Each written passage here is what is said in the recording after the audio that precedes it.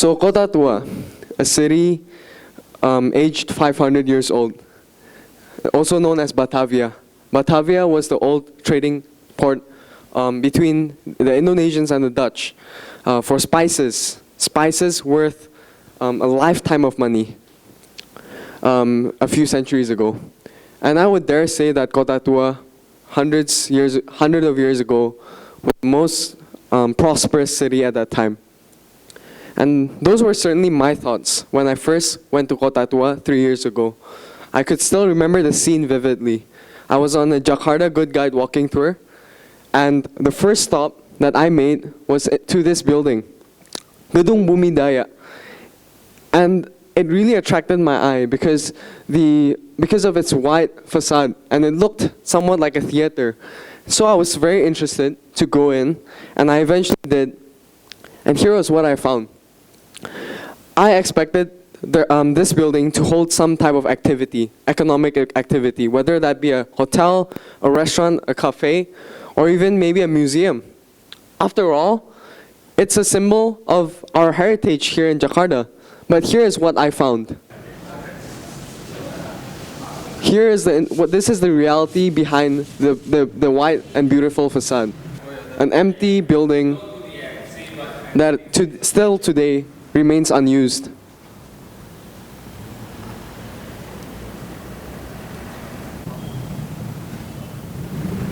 By the way, this building is 200 years old.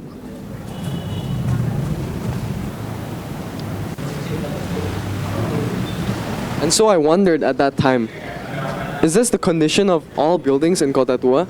Or is this only occurring for one building? But I would soon find out that this is indeed the condition of most buildings in Kota Tua. And most buildings are also inaccessible. This is because 60 to 70% of buildings in Kota Tua are privately owned. And these businesses, they lose an incentive to actually redesign these buildings because there's not much economic activity in Kota Tua, as well as the very high maintenance costs for restoring a century-old building. So, after that, I thought to myself, why can't Kota Tua be as well managed as places like Malacca in Malaysia, or Essen in Germany, or even Surakarta in Solo? And so I thought to myself, I need to do something about this problem that I'm facing. But in a way, I also thought back, and I thought to myself, I'm still a student here in Sekolah Pelita Harapan. I still have other commitments and extracurricular activities. How can I possibly help Kota Tua? And so I challenged myself. The next day, after visiting that museum, I went back to Kota Tua, not to visit more buildings, but instead to talk with the local people at Kota Tua. Because I really do believe that the best way to know a new city and a new place is to talk to its locals. And so I remember talking to an iced tea seller who told me that his iced teas would melt before noon. And I also talked to a hotel lobbyist in a very famous hotel in Kota Tua who told me that the only visitors to Kota Tua are the Dutch, because the Dutch want to visit their ancestral graves. And so that really painted a very vivid picture and perspective of Kota Tua that I never had before. And so the next few months, the next 3 months, I spent my time building a 3D city plan of Kota Tua using the SketchUp application.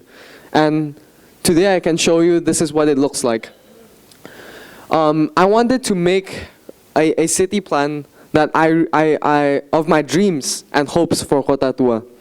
The Gedung Bumi Daya that we discussed just now, in my plan, it would be a theater showing a play of our founding fathers and Sukarno.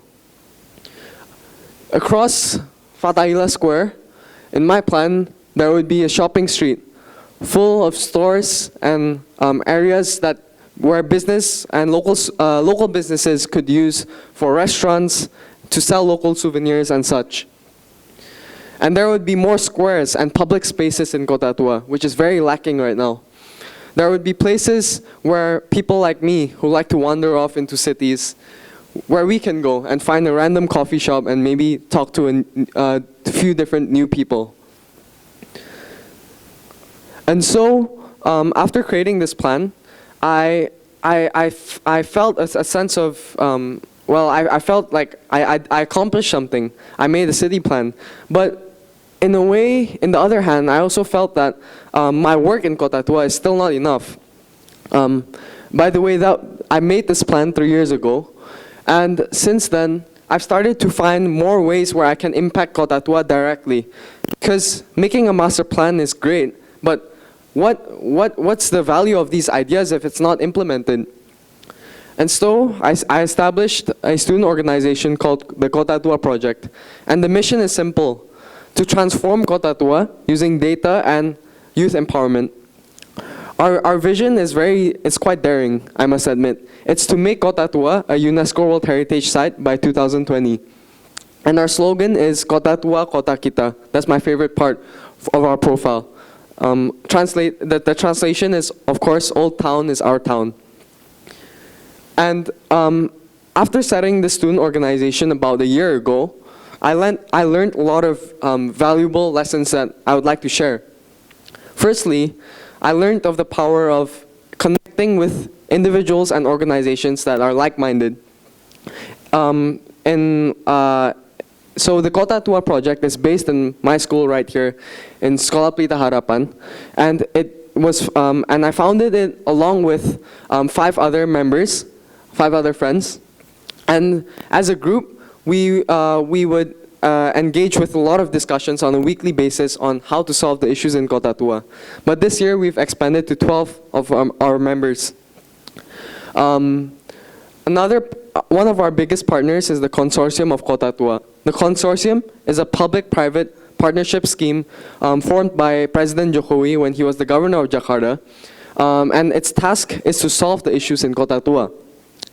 Through the consortium, we have had access to a steady stream of Jakarta's leaders. I've had the privilege myself to talk to and present to leaders such as Ibu Mari Pangetsu, who is the ex-Minister of Trade and the Creative Economy, as well as Pak Hiram Shah, who is the head of the top 10 national destinations as part of the tourism agency in Indonesia. And so far, these leaders have really liked our plan. But I would say that my biggest experience in my life and up to this point is meeting Pa Ahok during the Jindo event early this year. And I talked to Pa Ahok, our ex-governor, regarding Kota Tua, and I will never forget what he said to me then. He told me that a lot of experts like to tell him that Kota Tua will be revitalized by 20 to 30 years. But then he said he would always respond to them by saying that 5 years is enough. And I really share this desire because, in my opinion, if we put enough faith and belief in something, we don't need 20 years to revitalize Kota Tua. 5 years is enough. So far, we've created a lot of events. One of them is a Instagram campaign that we made last year, which attracted. And this project was actually done in order to promote the revitalization efforts in Kota Tua. And we didn't expect much as a team. We didn't have a lot of funds and financial incentives, and we mostly relied on word of mouth on social media. But at the end, we gained over 400 participants. And these are some posts that show the project. We have also co-hosted events with the Consortium of Kota Tua, Jakarta. It was a speaking event this year. It was called Kick-Off Revitalization in Kota Tua. And after speaking, we would repaint a building with some of the leaders in Kota Tua. And personally, I felt that this was a really good event because it's very rare, especially in Jakarta in Indonesia, to have our leaders engage in discussions in front of our own people and even repaint alongside them. This summer, I got an internship in Jakarta Smart City. Jakarta regional government. And I was really surprised to see that that internship also linked to my Kota Tua story, because I was after my team supervisor saw my how I was interested in Kota Tua, he connected me to Bapeda, which is the Jakarta Regional Planning Agency. And so Bapeda invited me to attend a workshop, a regional peer learning workshop on Kota Tua. And I was the only high school student in this event. But to give you context, beside me, to the left and to the right, there was a mayor of a city in Philippines called Vigan, and also some leaders from Frankfurt in Germany and also Guangzhou in China. And in this 3-day event, all these leaders were all communicating different solutions that worked in their historical cities, which could be implemented in Kota Tua. And it was really exciting for me indeed. But the main takeaway that I got from this event is I finally got to see the progress that was made inside Kota Tua from the inside out. And I was really pleased to see how, I forgot to mention that in front of me at that time was the head of Bapeda herself, Ibu Tuti, and this was on the first day. She was talking about the current progress in Kota Tua. And after her session, there was a question and answer session, and I followed up with, and I told her of my dreams and of the Kota Tua project. And by the end of my comment, she was really surprised, not just because I was a high school student, but also because I dared to tell her about my ideas and opinions of Kota Tua. And at the end, she invited me to be a part of the Bapeda team that deals with Kota Tua. And of course, I couldn't say no to that opportunity.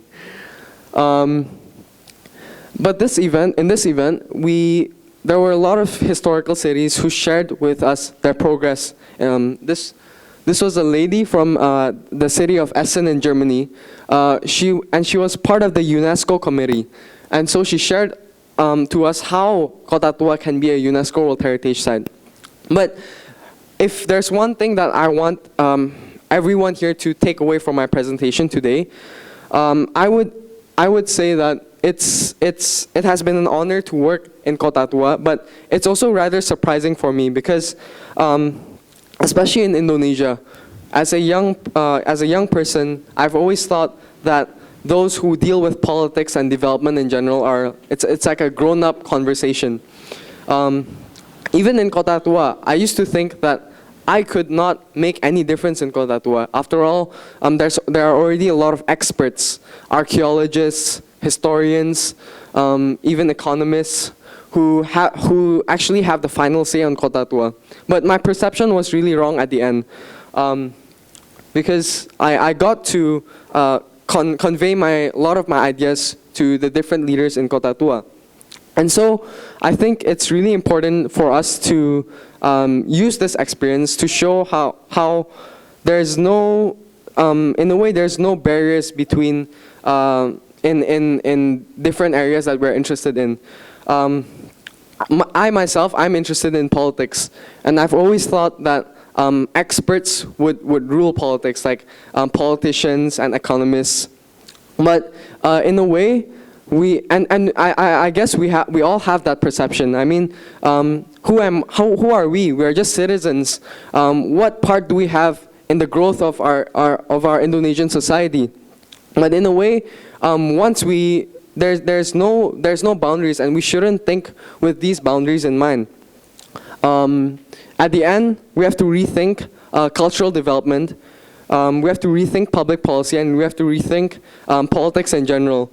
Because I thought that the answer with revitalizing Kota Tua lied with experts, but in a way I was wrong. In order to revitalize Kota Tua, we need environmentalists, politicians, but also artists and actors and actresses, and even visitors like you and me, and even iced tea sellers and hotel lobbyists to start engaging with the discussions on how Kota Tua can be revitalized. And that, I believe, applies to any different field that you are in, whether that's in business or in the creative industry. No matter your background, you always have, your idea can always be beneficial to your community if you try to make it beneficial. So thank you very much for listening to my speech. You can just stay.